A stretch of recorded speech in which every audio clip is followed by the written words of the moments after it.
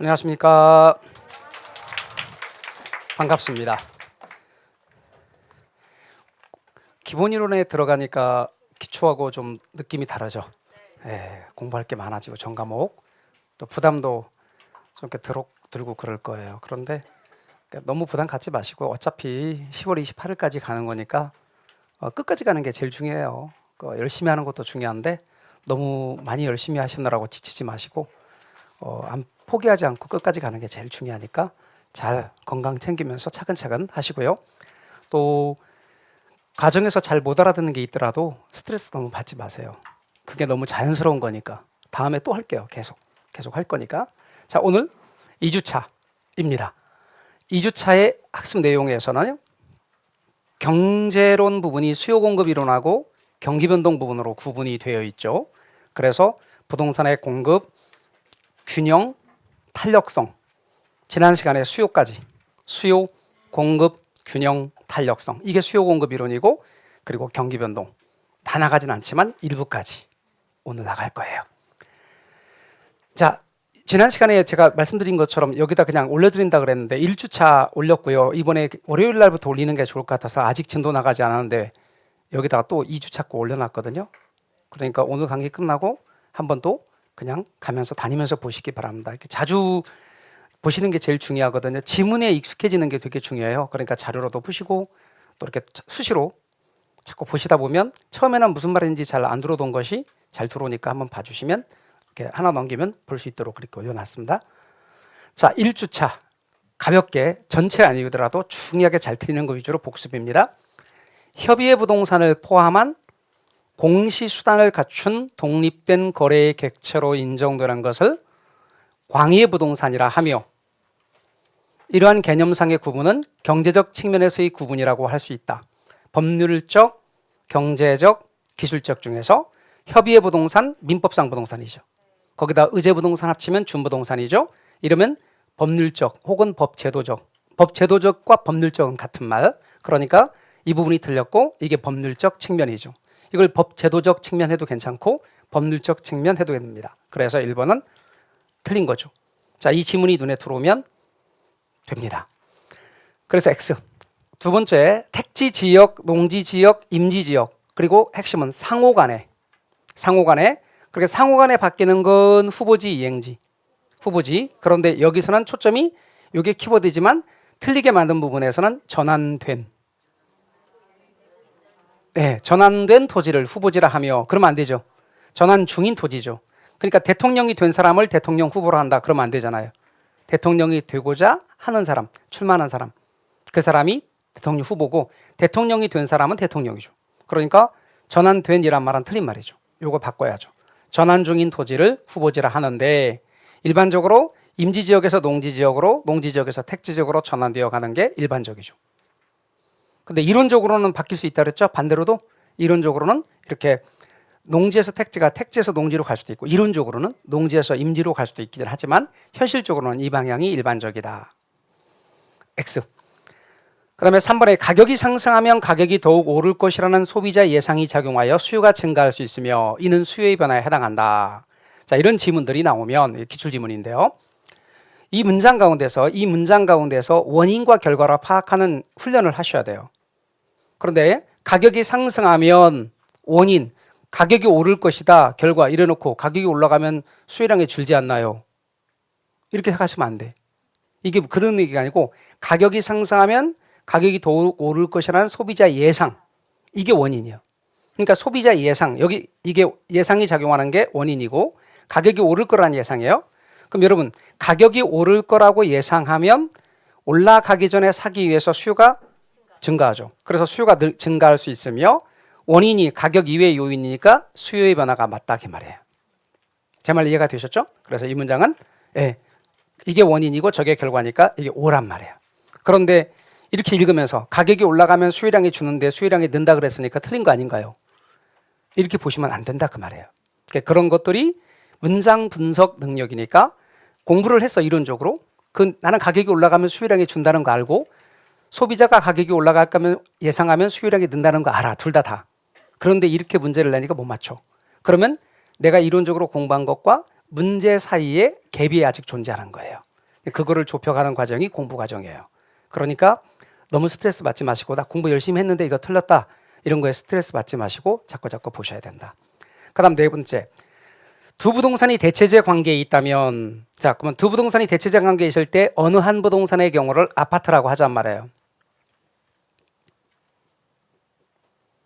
그리고 아파트 가격이 상승할 때 다른 부동산, 여기서 다른 부동산은 단독주택을 생각해 주시라 그런 얘기죠. 단독주택입니다. 그러면 여러분 아파트 가격이 상승하면 아파트의 수요량이 줄어들게 되고 그리고 단독주택의 수요량이 증가한다고 그래야지. 그래서 여러분 단독주택의 수요량은 증가할 것이다 이렇게 말해야 됩니다. 그래서 대체재는 아파트 가격과 단독주택의 수요량이 같은 방향이에요. 그 다음 또 하나 아파트 가격이 상승했으니까 아파트의 수요량은 어떻게 될까요? 그렇죠. 아파트 수요량은 감소하겠죠. 그러니까 아파트 수요량이 줄어들어야 단독주택의 수요량이 느는 거예요. 그러니까 예를 들면 이걸 쏙 빼버리고 아파트 가격 상승이 원인, 그러면 단독주택의 수요량 증가, 이러면 두재와가 대체재 관계인데 수요끼리 해볼래요. 수요끼리 한다면 아파트 수요가 줄어야, 아파트의 수요량이 줄어야 단독주택의 수요량이 느는 거지. 그러니까 수요 증가, 단독주택의 수요 증가 요인은 아파트 가격 상승도 원인이 될 수 있고 아파트 수요 감소도 원인이 될 수 있어요. 아파트 안 사고 단독주택 살 수 있으니까. 제 말 이해가 되십니까? 다시 한번 말합니다. 아파트 가격이 상승하면 단독주택의 수요가 는다. 맞죠? 그 다음 아파트의 수요가 줄면 단독주택의 수요가 는다. 이것도 맞죠? 그러니까 원인을 아파트 가격으로 잡느냐 아파트 수요량으로 잡느냐에 따라서 달라지는데, 아파트 가격으로 잡으면 아파트 가격이 상승할 때 단독주택의 수요가 늘고 아파트 수요로 이야기하면 아파트 수요가 줄 때 단독주택의 수요가 늘고, 원인과 결과를 어느 걸 원인으로 하고 어느 걸 결과로 할 거냐에 따라서 문장이 달라지는 거예요. 됐죠? 이건 이제 앞으로 더 연습하셔야 돼. 그래서 여러분 이건 X예요. 됐습니다. 그만큼만 잘 틀리는 것 중에서 복습을 하겠습니다. 그래서 매번 이런 식으로 잘 틀리는 것 위주로 해서 복습을 해나갈게요. 자, 그럼 이제 오늘 다룰 내용들 가운데서 여러분은 교재 100페이지 일단 기본서로, 강의 들을 때는 기본서로 들어도 되고 합격서로 들어도 됩니다. 강의 듣고 그 다음에 기본서 읽고 그 다음에 합격서로 다시 한번 정리하고, 항상 그 순서 하십시오. 강의 듣고 기본서 읽고 합격서로 내용 정리하고, 그렇게 꼭 반복을 하시는 과정을 거치시기 바랍니다. 그러면 훨씬 더 내용 정리가 깔끔하게 되면서 아무래도 나아요. 자, 이제 부동산의 공급 부분으로 들어가도록 할게요. 제가 지난 시간에 수요는 사는 쪽이고 공급은 파는 쪽이다. 근데 시장에는 산 사람과 판 사람은 머물러 있지 않고 사고자 하는 사람과 팔고자 하는 사람만 시장에 존재한다. 그런데 사고자 하는 사람, 말하자면 시장에서 사고자 하는 사람, 살 사람입니다. 팔고자 하는 사람, 팔 사람입니다. 그럴 때 공급 역시 마찬가지로 판 사람이 아니라 팔고자 하는 사람, 팔고자 하는 욕구입니다. 그래서 여러분 공급은 기간이냐 시점이냐를 이야기할 때 이렇게 기간과 시점 다 있습니다. 부동산의 경우 수요도 마찬가지로, 그래서 기간이면 유량이고 시점이면 저량이고, 그래서 기존 주택은 저량이고 신규 주택은 유량이고, 그래서 신규 주택 공급량, 이번에 새로 만드는 거니까 시간이 필요하죠. 그러니까 유량의 공급량. 근데 여러분 주택 재고량이 뭐냐면 기존 주택 공급량. 그러니까 이미 이전에 만들어졌던 주택의 경우는 존재량이니까 기존 주택 공급량은 저량이고, 그 다음에 판매했어요? 아직 안 했어요? 아직 안 했어요. 의도된 양이고, 공급량은 구체적인 양입니다. 그래서 수요와 공급의 경우 원리가 똑같이 적용되고, 유량 개념에 유량의 공급량도 있고 저량의 공급량도 있다. 그리고 의도된 양이다. 그 다음 수요에서 여러분 물건을 살 능력을 구매력이라 그랬어요. 구매력이 있는 수요, 무슨 수요? 유효 수요. 근데 공급에서는 생산 능력을 강조합니다. 생산 능력이 뒷받침된 공급을 유효 공급이라 그럽니다. 자, 그럼 다시 한번, 돈 있으면 토지 살 수 있어요, 없어요? 있어요. 근데 여러분 생산 능력 있으면 사람들이 토지 만들 수 있어요, 없어요? 없어요. 그래서 유효 수요 개념은 좀 중요한데 유효 공급 개념이 부동산에 적용될 땐 덜 중요합니다. 그래서 얘는 시험에 나온 적 한 번도 없어요. 그 다음에 학자들이 그래서 뭘 만들어냈다? 토지의 물리적 공급이 아니라 용도적 공급. 용도적 공급이란 게 경제적 공급입니다. 이런 개념을 만들어냈어요. 그래서 앞서 경제론에서 다루는 수요 곡선이 이렇게 생겼고 공급 곡선이 이렇게 생겼다는 이때 공급 곡선은 전부 다 경제적 공급을 가리키는 거예요. 좀 이따 보면 알겠지만 물리적 공급 곡선은 이렇게 안 생겼고 이렇게 생겼어요. 그렇기 때문에 우리가 수요 공급을 이렇게 다룰 때는 다 경제적 공급을 가리킨다. 즉 용도 전환을 통해서 공급할 수 있기 때문에 이렇게 되는 거예요. 에듀윌 유료 회원만의 특별한 서비스.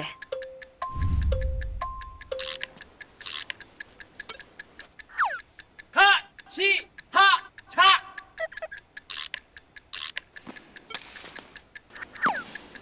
하치하차 정답! 같이 하자 친구야 에듀윌 유료 회원!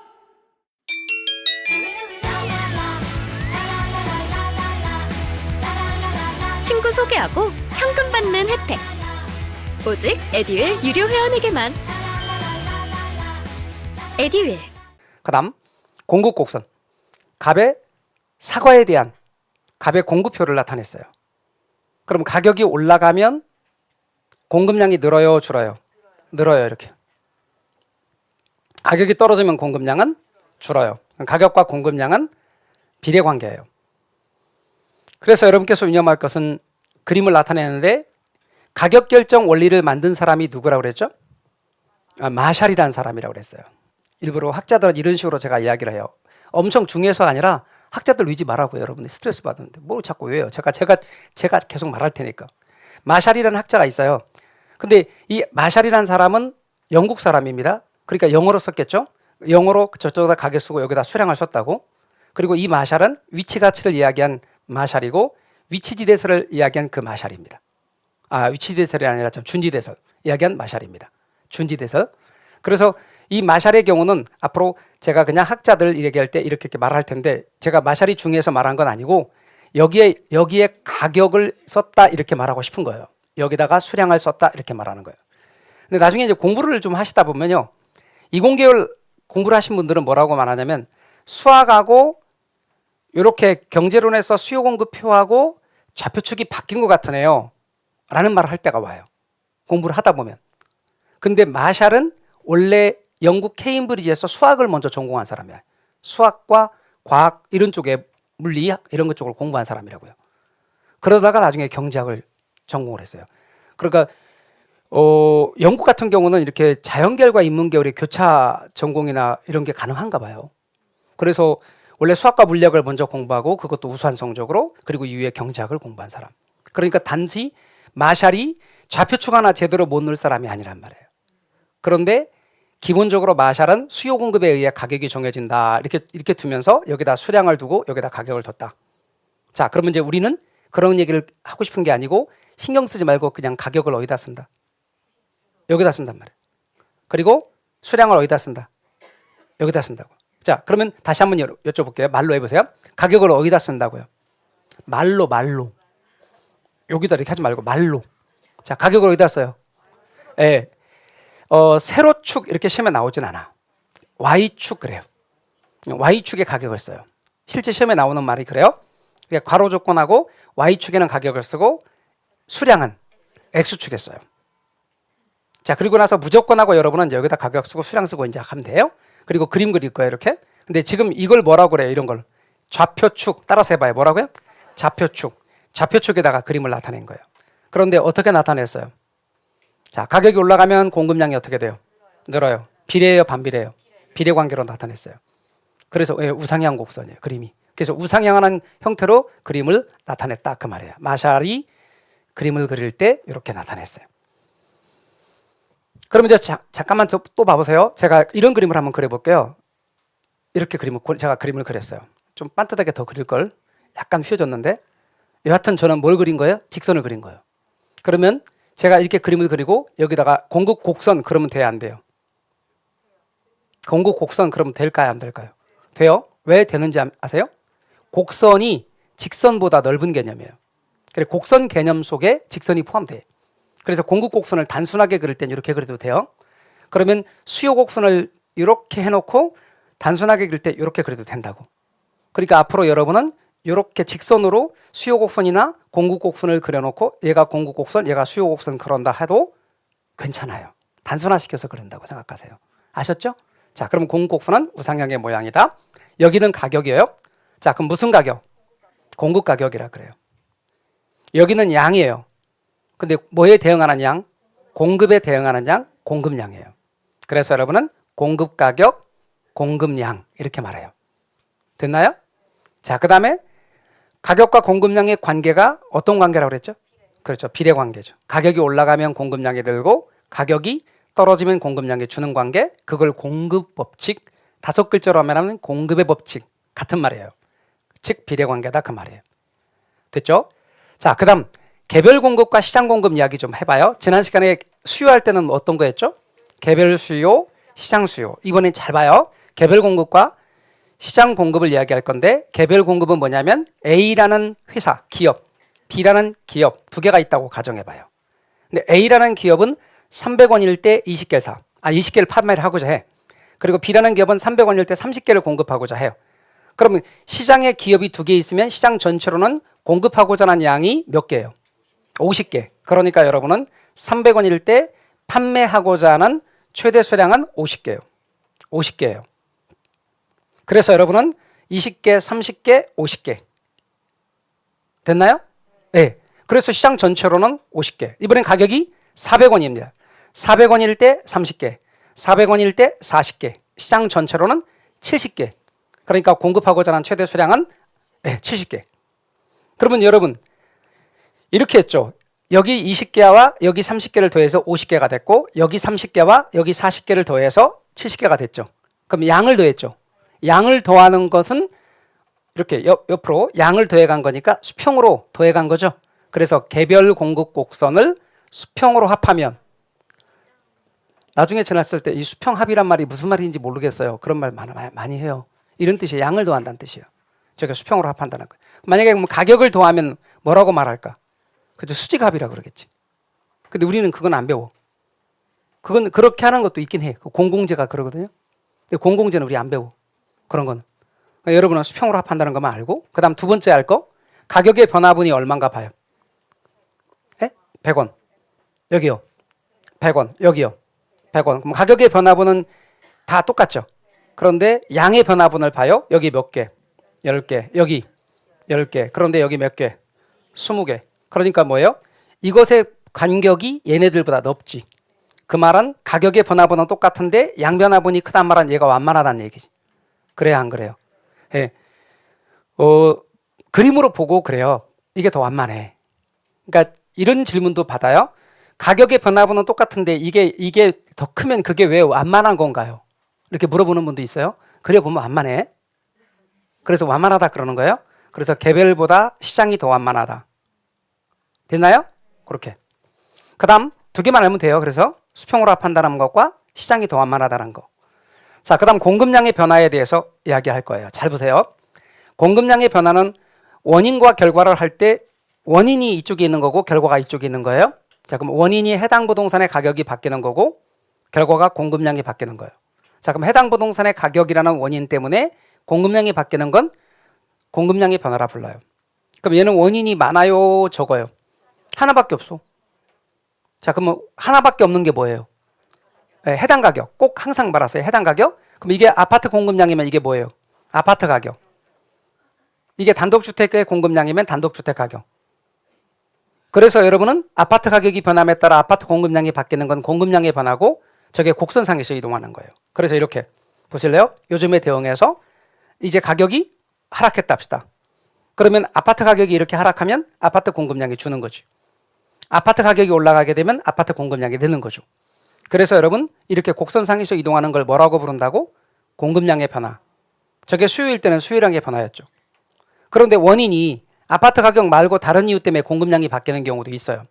딴 이유 때문에 해당 부동산 가격 이외의 요인 때문에 공급량이 바뀌는 건 저거는 공급의 변화예요. 그러니까 이거는 공급 곡선 자체가 바뀌는 거지. 질문합시다. 원인이 많아요, 적어요? 원인이 많아요. 원인이 많아. 그래서 여러분 중요한 거 시험에 잘 나오는 걸 기억하셔야 돼요. 원인이 많은 걸 다 기억하려고 하지 마시고.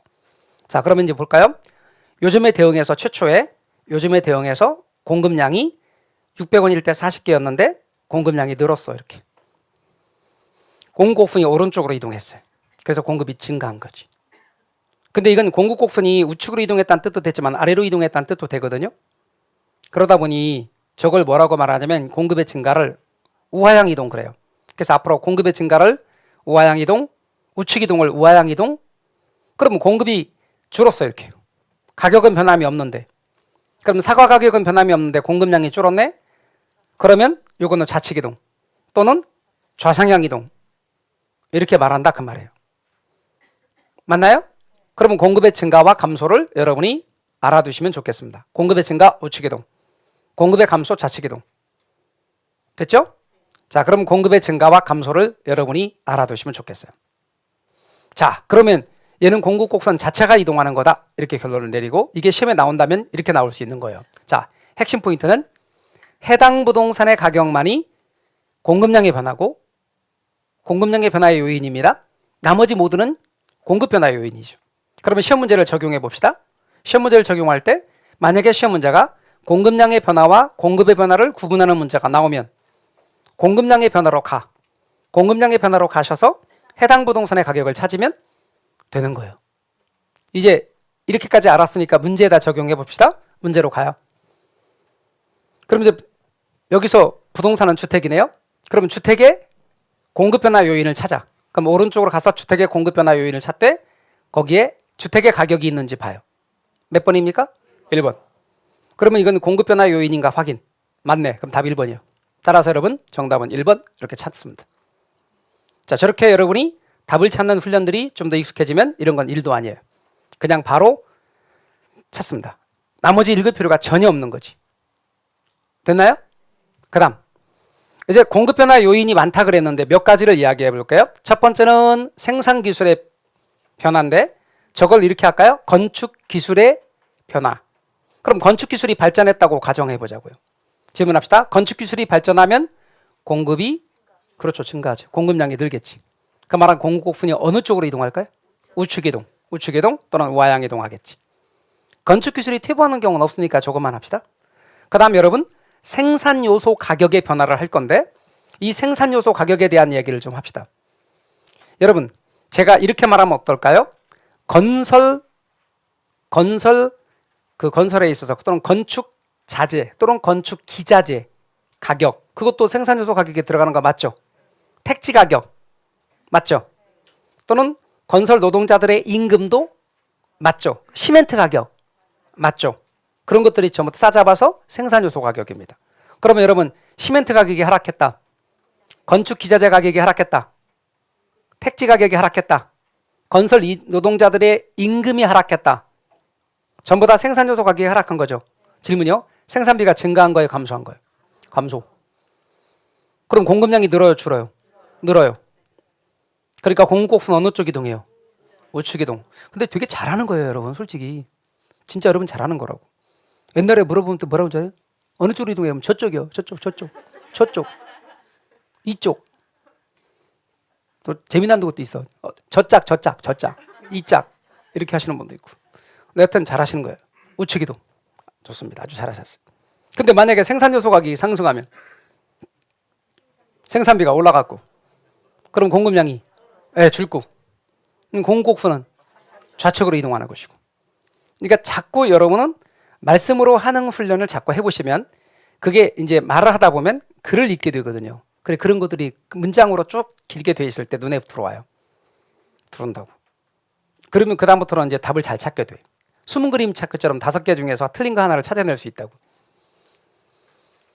우리 숨은 그림 찾기도 어려운데 맞는지 틀리는지를 찾아내기가 쉽지가 않아요. 더군다나 옳은 걸 골라라는 더욱더 어렵습니다. 그래서 오지선다형이 그렇게 쉬운 건 아니에요. 자, 그 다음 또 이번에요. 다른 부동산의 가격 변화를 할게요. 제가 이제 이 부분을 설명하면서 여러분들한테 말씀드리고 싶은 것은 이런 거예요. 시험에 이렇게 10개 중에서 8, 9가 나오는 게 있고 1, 2가 나오는 게 있다고 합시다. 그러면 10 중에 8, 9가 나오는 부분에 집중해야 되는 거 맞겠죠?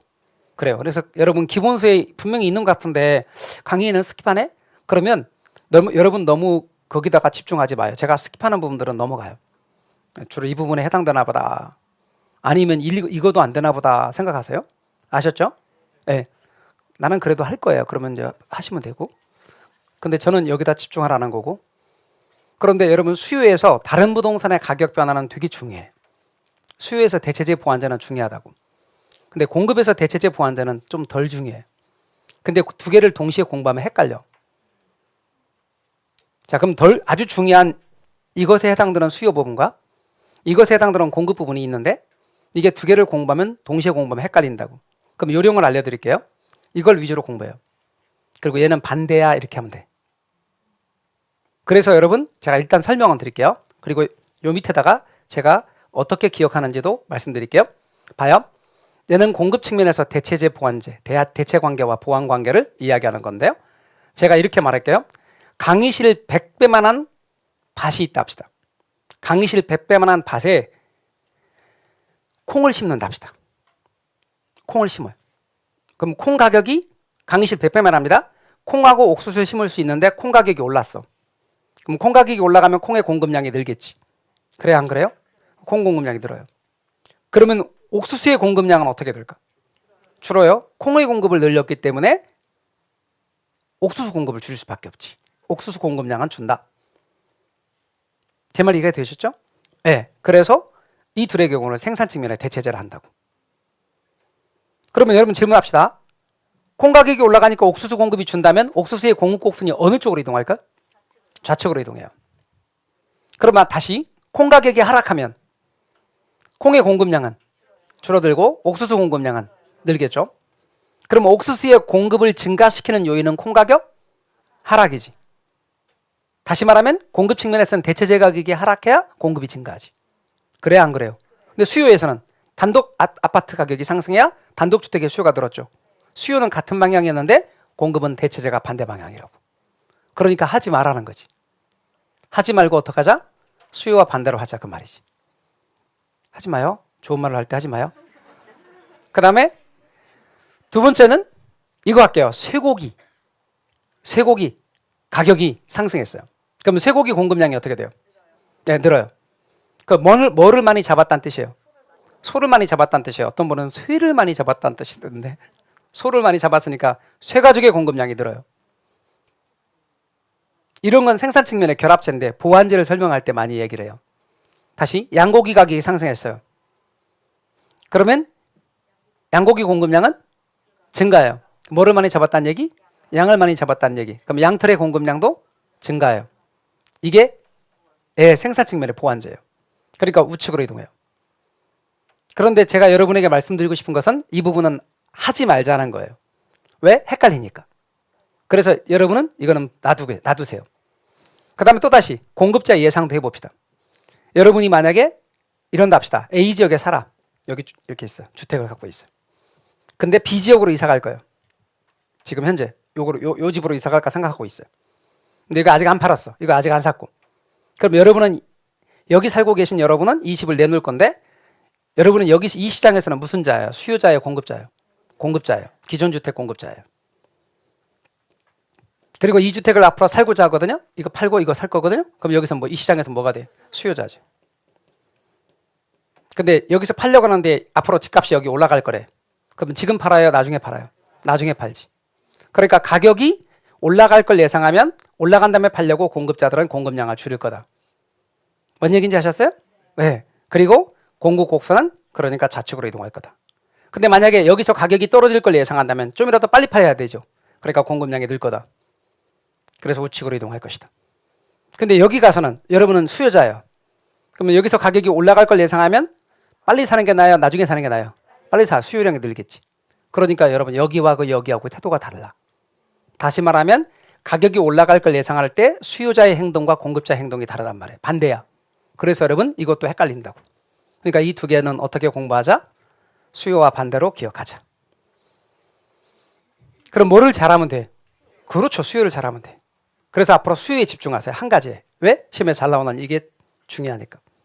그러면 에듀윌 모의고사에 이 부분 나올 것 같아? 안 나올 것 같아? 나와요. 이건 내 나온다고. 그 왜 낼게? 왜 낼 것 같아? 아니 왜 내오라냐면 여러분들 한번 헷갈려 보라고. 한번 틀려 보라고. 진짜 돼요. 그런데 그거 하나 틀렸다고 막 스트레스 받고 말이죠. 막 승질 나가지고 막 씩씩거리고 그렇게 하지 마세요. 그럴 수 있지. 그럴 수 있지 생각하세요. 그리고 뭘 잘해? 수요를 잘하세요. 유계심이 잘 나오니까. 제 말 이해가 되셨죠? 너무 스트레스 받지 마세요. 자, 그 다음 조세부과와 보조금의 지급입니다. 질문합시다. 여러분에게 조세를 부과하면 좋아요, 안 좋아요? 뿌듯해요? 세금을 나도 드디어 내게 됐어요? 뭐 여자는 필히 종부세 내는 남자를 만나야 된다가 여필 종부라며요? 그래요? 그래서 세금 내는 사람들이 좋은 거라고 뭐 말하고 그러던데. 근데 그렇게 생각하시면 안 되고요. 세금은 누구한테나 뭐예요? 비용이에요.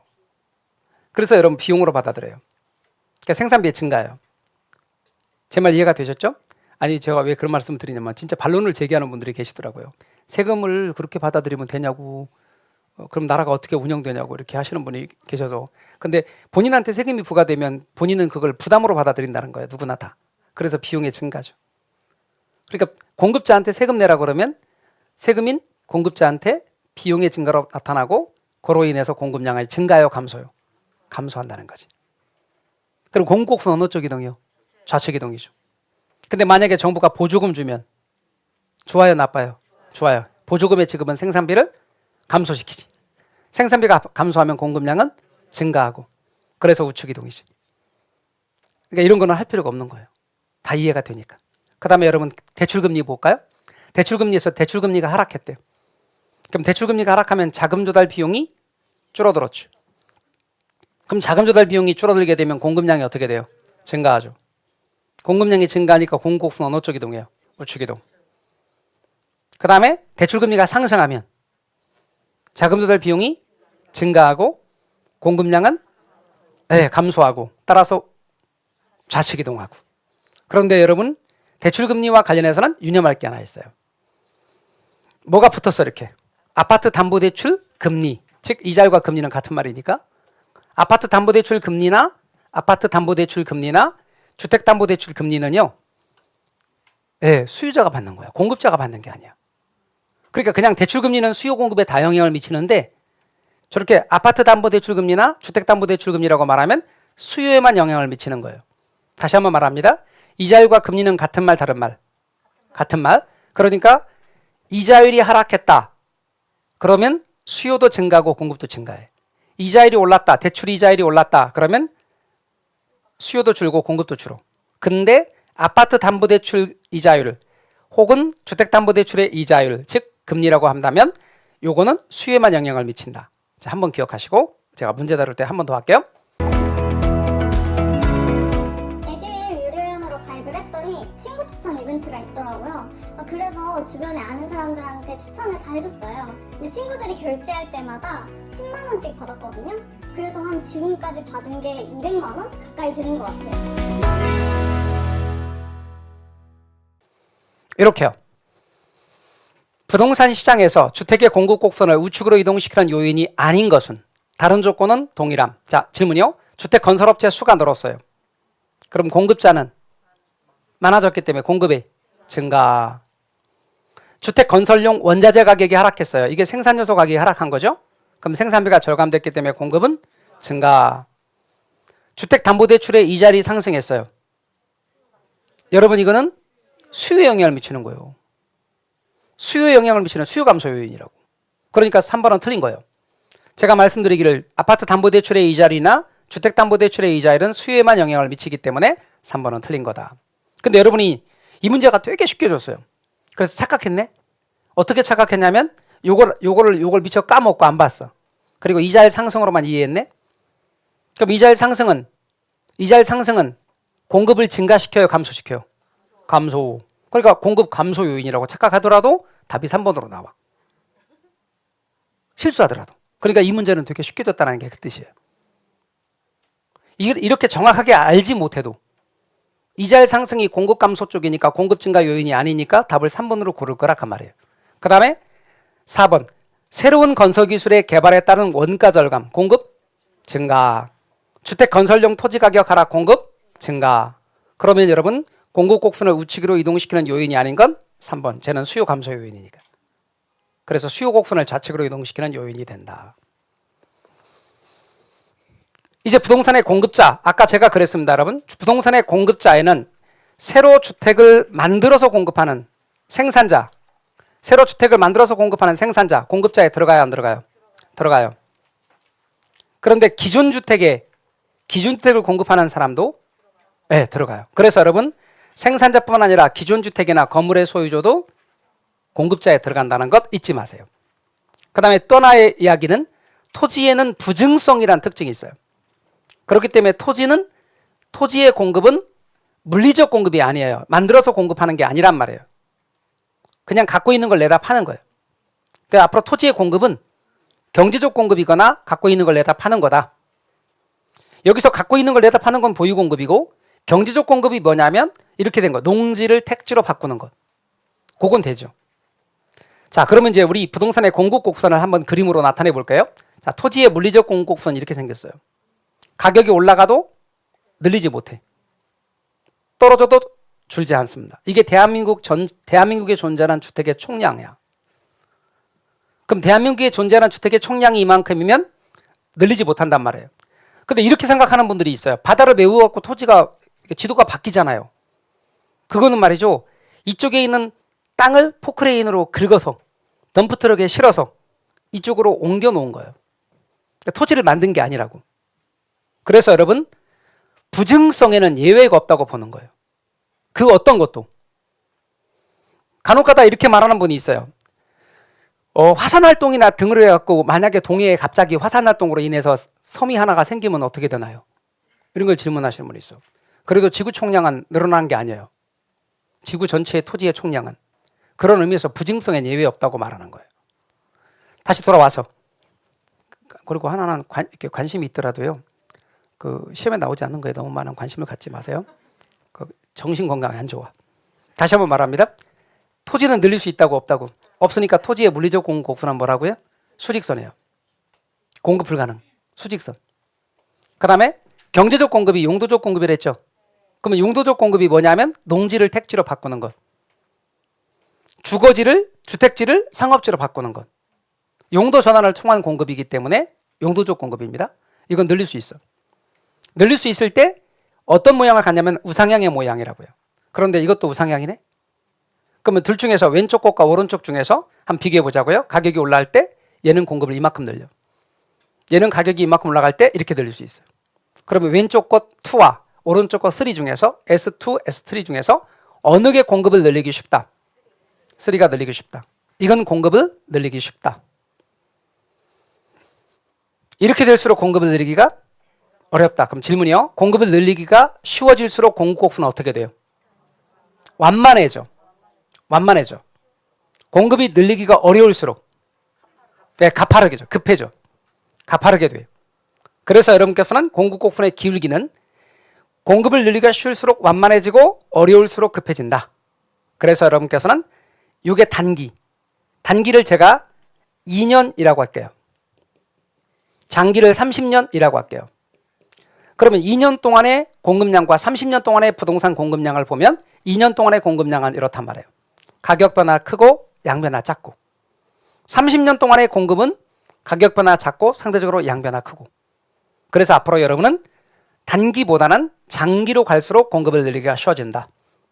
그래서 단기 공급 곡선보다 장기 공급 곡선이 완만하다. 단기로 가면 갈수록 공급을 늘리기가 어려워진다. 자, 다시 한번 할게요. 두 가지만 놓고 보면 얘가 단기고 얘가 장기입니다. 자, 그러면 단기 공급 곡선은 어떻다? 가파르다. 장기 공급 곡선은 완만하다. 자, 근데 이번에 이렇게 할게요. 얘가 아까 몇 년이라고 그랬죠? 여기서요? 2년. 그런데 여러분 주택을 공급하는 아파트를 공급하는 최소 기간이 2년이라고 합시다. 최소 기간입니다. 그러면 1년 동안은 아파트 공급할 수 있어 없어? 없어. 3개월 동안은 없어. 그러면 제가 이렇게 할게요. 3개월 이렇게 하면 공급을 늘릴 수 있는 기간 없는 기간? 없는 기간이니까 다 이렇게 돼요. 그러면 3개월과 2년을 비교하는 겁니다. 3개월하고 2년을 비교하면 어느 게 단기, 어느 게 장기. 3개월이 단기, 2년이 장기. 그러니까 이 둘을 비교하면 얘가 단기, 얘가 장기. 그러니까 단기와 장기는 기준이 있어 없어? 없어요. 상대적인 거예요. 상대적인 거예요. 그래서 여러분이 알아서 답을 찾아야 돼. 문장에서. 제 말 이해가 되셨나요? 그래서 제가 만약에 시험 문제 이렇게 나왔다 합시다.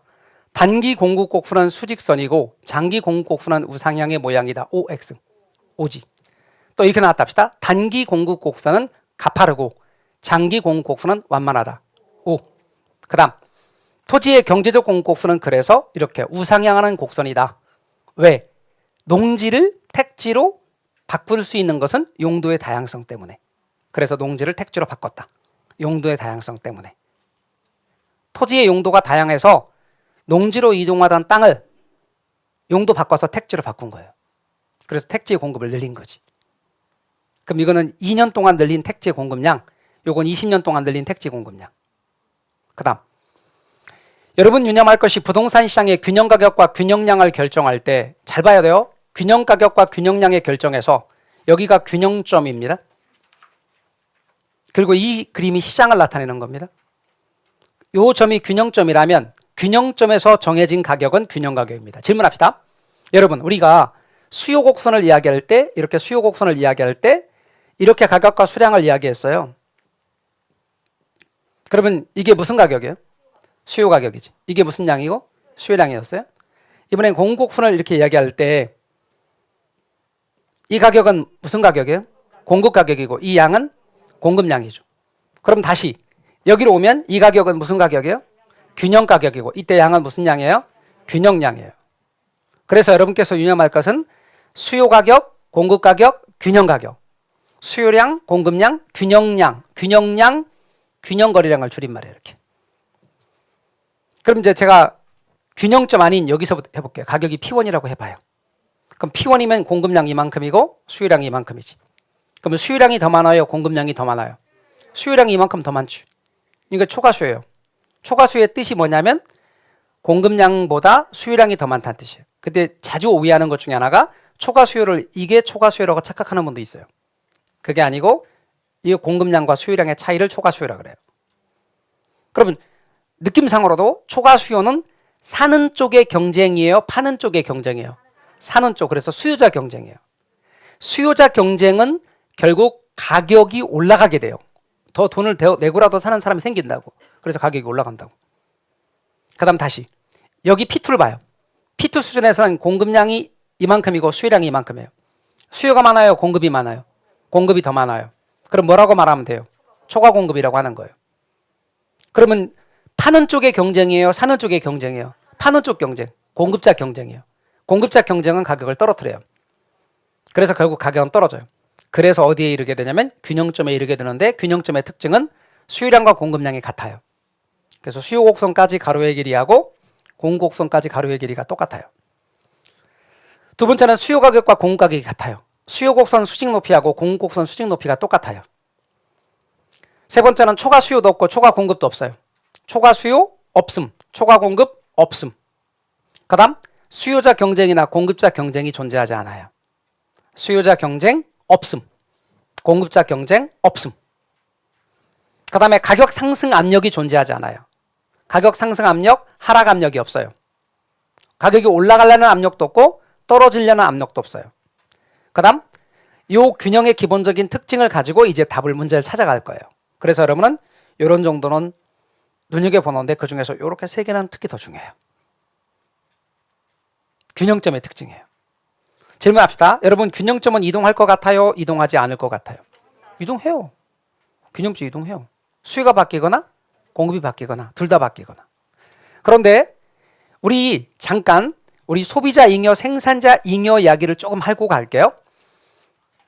제가 수요 곡선을 단순하게 그리면 이렇게 그릴 수 있다 그랬어요? 없다 그랬어요? 있다 그랬어요. 수요 곡선이라고 할 수 있다 그랬어요. 근데 수요 곡선이 무엇을 나타내냐면 나는 물건을 살 때 이 물건으로부터 얻는 만족이 이만큼이야 하는 뭘 나타낸다? 만족을 나타내는 곡선이에요. 근데 만족을 좀 유식하게 뭐라고 말하는지 아세요? 효용이라 그래요. 근데 내가 빵 하나 먹었을 때 얻는 만족을 효용이라 그러는데 이 효용을 돈으로 환산한 것, 좀 더 객관화시키기 위해서 돈으로 환산한 걸 뭐라고 말하냐면 편익이라 그래요. 그러니까 여러분 효용을 무엇으로 나타낸 거냐면 화폐액으로 표시한 거예요. 효용을 돈으로 표시한 거예요. 그게 뭐라고요? 편익. 원래 편리한 이익이란 뜻이지만 앞으로 여러분은 사적 편익이니 사회적 편익이니 이런 말 나오면 내 만족을 돈으로 표시한 거다. 그래서 여러분 이 높이가 바로 편익이에요. 수요 곡선은 이거예요. 뭐 소비자는 이 물건 살 때 이만큼 살 때 돈 이만큼 낼 마음이 있어요. 난 이만큼 내고라도 살 수 있어. 만족이 이렇기 때문에. 그러면 공급 곡선은 비용 곡선이에요. 앞으로 공급 곡선은 비용을 나타내요. 그럼 물건을 판매하고자 할 때 이만큼의 비용이 든 거예요. 그럼 물건을 이만큼 팔 때 공급자는 이만큼 받고자 하는 거예요. 최소. 그런데 시장에서 수요와 공급에 따라서 가격과 수량이 여기서 정해졌다고 가정해봐요.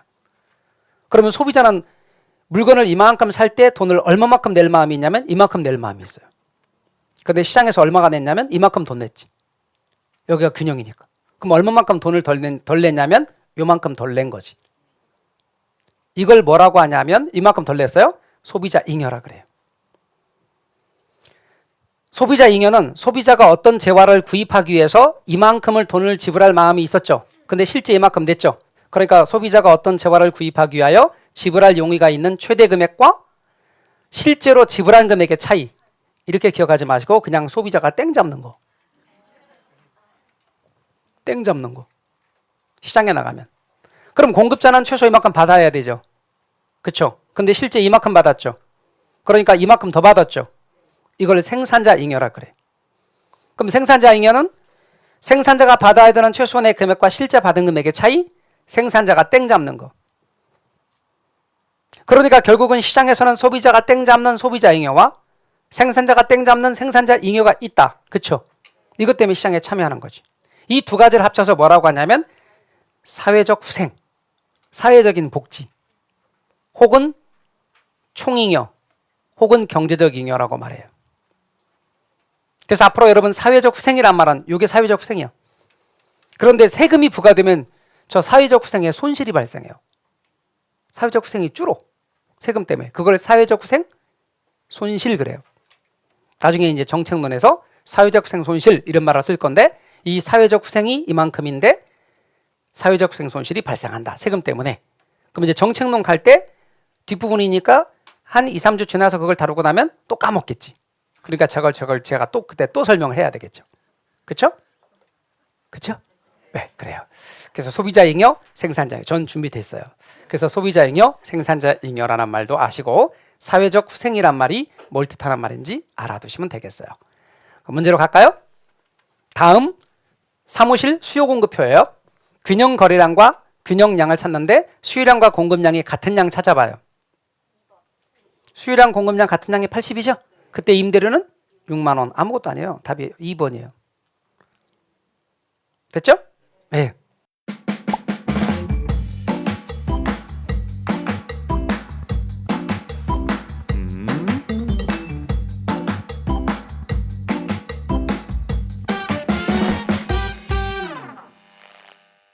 근데 이런 것도 알려드릴 거예요. 제가 함수로 된 거. 함수로 된 문제가 나왔어요. 이 함수로 된 문제에서 이게 수요 함수고 이게 공급 함수인데요. 앞으로 이제 제가 차근차근 반복해서 알려드리겠지만 여러분 우리가 여기다 뭘 쓰기로 했죠? 가격을 쓰기로 했죠. 여기다 뭘 쓰기로 했죠? 수량을 쓰기로 했어요. 그러니까 함수 표시를 저런 식으로 P 이퀄 900 마이너스 QD 여기서 QD는 수요량 표시예요. 이렇게 표시했어요. 공급 함수도 저렇게 100 플러스 QS 이렇게 표시했어요. 그런데 이렇게 표시할 수도 있지만 앞으로 문제를 보다 보면 P가 여기에 있지 않고 Q가 여기에 나와 있는 거예요. 이런 식으로. 그리고 900 마이너스 P 이렇게 표시되거나 공급 함수에서 공급량을 여기다 표시하고 이런 식으로 표현될 수도 있어요.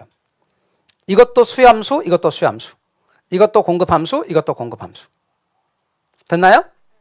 그러면 여러분이 수요 함수, 공급 함수, 수요 함수, 공급 함수인데요. 잘 들으세요. 이렇게 표현할 수도 있고 이렇게 표현할 수 있는데 두 가지가 다 나와요, 시험에. 그랬을 때 우리는 이렇게 할게요. P가 여기 있을 때는 여러분하고 저하고 약속이에요. 이런 말은 없는데 여러분하고 저하고 약속이에요. P 함수 그럴게요. Q가 여기 있을 때는 Q 함수 그럴게요. 원래 이런 말은 없는 거예요. P 함수, Q 함수란 말은. 근데 여러분하고 저하고 약속하는 거예요. 그냥. 그러면 P 함수로 표현됐을 때는 이렇게 Q를 0으로 해볼게요. 그럼 P가 얼마예요? 예? 900. P가 여기가 900이에요. 요거를 P절편이라 그러는 건데 잘 모르셔도 돼요. 시험에 나오진 않으니까.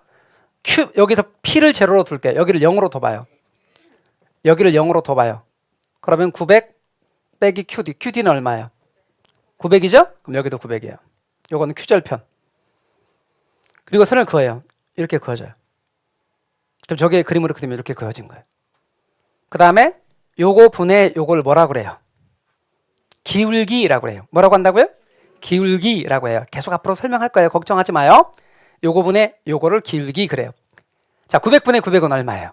1. 그런데 이렇게 기울기가 이렇게 돼 있어요. 양의 기울기예요, 음의 기울기예요? 음의 기울기, 반비례 관계. 그래서 마이너스 1이에요. 그럼 마이너스 1은 어디에 있는가 봐요? 여기 있잖아.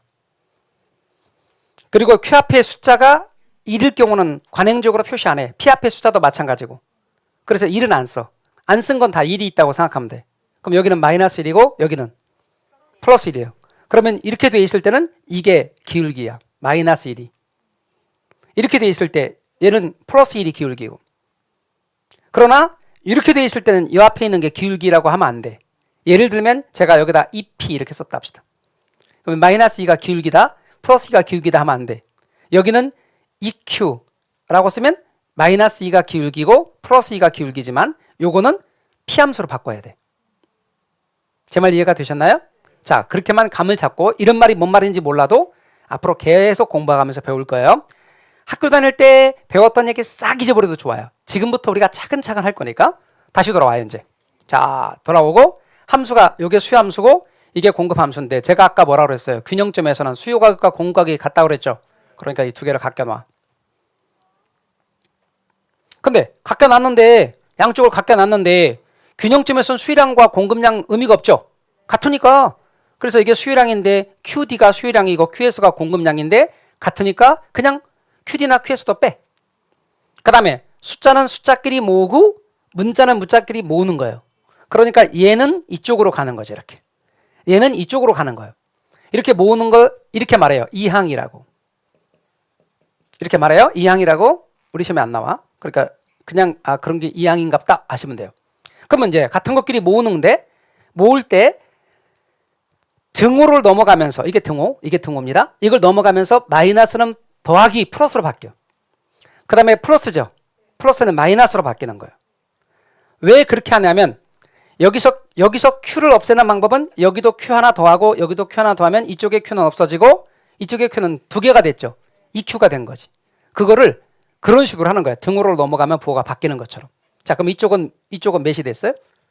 800이 됐지. 900 빼기 100 했으니까 800이 됐고 이쪽은 2Q가 된 거예요. 결국은 다시 정리하면 2Q를 앞으로 끄집어내면 2Q는 800이네?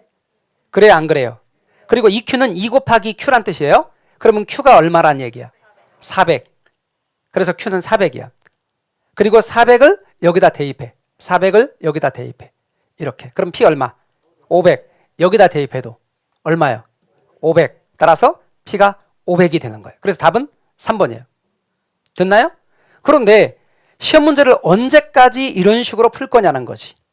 이런 식으로 만약에 여러분이 문제를 하나하나 푼다면 진짜 시간이 많이 걸릴 거다는 거예요. 그러니까 제가 이항을 생략하는 법을 알려드릴 거예요. 요령을 언제나 계산해서 제가 쉽게 푸는 요령들, 신박한 계산법들을 이야기할 건데 이것들이 여러분에게 잘 축적이 돼야 돼요. 자, 요령 얘기합니다. 잘 들으세요. 한 번만 얘기 안 해. 계속 반복할 거예요. 보시면 알겠지만 이것을 이렇게 이항을 했는데 이항하는 과정에서 시간 걸리니 나란히 수요함수, 공급함수를 나란히 놨죠. 그리고 문자 부분하고 숫자 부분을 나눌 텐데 이쪽이 숫자 부분이고 이쪽이 문자 부분이죠. 근데 부호까지 같이 나눠 이렇게. 부호까지 같이 나눠보면 잘 보세요. 수요함수는 가격과 수요량이 항상 방향이 반대니까 마이너스가 붙기 마련이고 공급은 가격과 공급량이 같은 방향이니까 플러스가 붙기 마련이에요. 그럼 이쪽 부분의 부호는 항상 다른 부호야. 하나는 마이너스, 하나는 플러스. 그래서 문자 부분은 무조건 다른 부호는 더하세요. 그러면 Q니까 그냥 EQ야. 제 말 이해가 되셨어요? P면 EP라고 하면 되겠지. 무조건 더하라고 다른 부호는. 그리고 같은 부호 이쪽으로 보세요. 숫자 부분에 다른 부호는 더하지만 같은 부호는 위치와 관계없이 큰 숫자에서 작은 숫자 빼세요. 900이 밑에 있어도 빼시면 돼. 자, 빼면 얼마일까? 800. 따라서 얼마? 몇 Q는? EQ는 요 나눈 걸 등호라고 치고 이쪽은 신경 쓰지 마세요. EQ는 800이야 그냥. 그럼 바로 여기로 갔지. 그쵸? 그 상태에서 Q는 얼마야? 400, Q가 400이고 집어넣어주면 P는 500 끝이에요. 그러니까 이렇게 보는 거지 이제 앞으로. 딱 보시면서 여러분 이렇게 놓아 그냥 바로. EQ는 800. 앞으로 이렇게 풀지 않고 눈으로. EQ는 800. Q는 400. 집어넣으니까 P는 500. 답으로 구하는 거야 눈으로. 이 눈으로 구할 수 있을 때까지 연습하셔야 돼요. 그래서 일단 여러분 요 요령 하나 알아두시면 돼요. 다시 한번 할게요.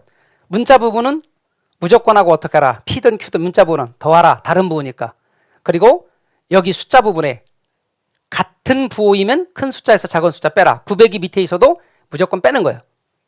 제 말 위치가 바뀌어도 큰 숫자에서 작은 숫자 빼라. 그런데 다른 부호면 더하라. 만약에 여기 둘 중에 하나 여기가 마이너스가 붙었다면 두 개 더해서 1000이 되겠지. 됐나요? 그렇게 딱 하시면 됩니다. 되셨죠? 자, 그래서 균형에 대해서 살펴보았습니다. 우리 쉬었다가 다음 단계로 계속해 나가겠습니다. 쉬었다 하시죠.